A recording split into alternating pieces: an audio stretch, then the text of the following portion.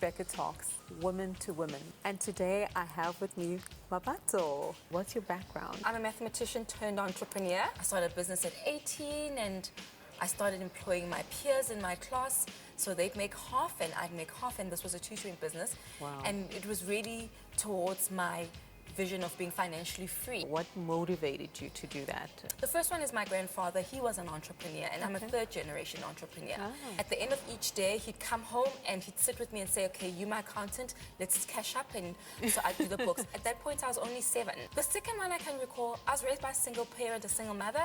My father passed away as a child. My mother is a mother of Stockvilles. And really, I believe that Stockvilles had a huge and an integral part to play in our upbringing and how we got to go to school, because she saved her money through the Stockville. She got her money in December. She paid our school fees up front in January. I think that attitude of saving was brought about in the black community through Stockvilles. What was like one of the most intimate struggles that you might have had financially? I chose not to go into corporate.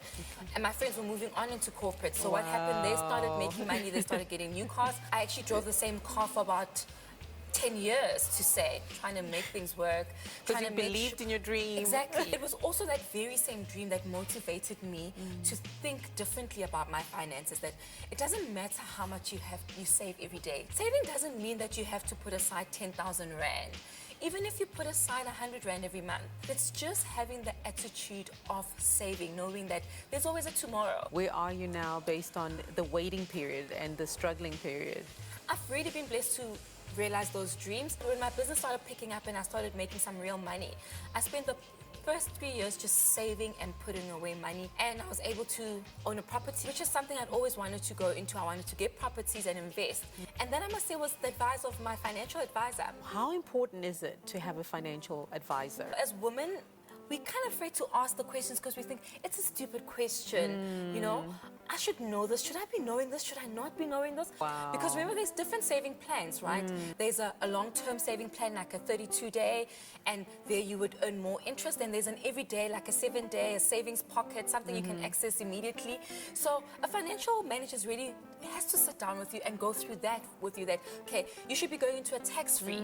That's the one thing that the government's given to us. But we don't take advantage of that. We don't take advantage of it. You mentioned tax-free savings plans. I mean, what is that all about? So a tax-free is a savings plan where you can save up to 30,000 Rand in one financial year. Okay. So from Feb to Feb the next year. Okay. And it's where the government cannot touch it in any way, and everything you earn is yours. Another thing that women need to do is scrutinize their expenses. Oh. And I know we all hate it. We don't want to do that. It's like, oh, I don't want to see my bank statement. But I think the more you scrutinize your bank statement, the more familiar you get with your finances. If I don't buy another pair of shoes, can I take that 500 Rand or that 1,000 Rand and put it aside? Very good. It's all of those little things that really build up into something at the end of the year. There's this phenomenon of young women, older women, any age, where they're living beyond their means. It really starts with being honest with yourself. Good. Secondly, getting help. There's a lot of help where you can sit with a debt counselor. And I think so many times we're so afraid and so embarrassed to approach someone and say, I'm in debt. Debt, yeah. Start by looking at all your accounts, and it's a process of elimination, really. Which one can I pay off first? There is good and bad debt. Let's go into that. Good debt is a home loan. Okay. That really puts your credit scoring up. Bad debt is your retail account. Okay. Buying a car that you can't afford. You know, swiping off your credit card. Oh, we all love plastic money. Swipe, swipe, swipe. You don't want to get into bad debt. You want to get into good debt. Okay. Something that reflects well on you. Okay. Because remember, no debt also is not good. I need a cell phone. So that's another way. Yeah. You need Get it. a cell phone. It's a You need need. a cell phone. Yeah. It's a need. Get one you can afford, though. Then you accumulate a good name, a good standing. What you're doing to help other generation that don't have the privilege of sitting down with someone to help them count and budget and have a vision for their finances. I'm one of the founders of a mentoring program called Dream Goals. And this is a program that I'm very proud of, that I started with my friends.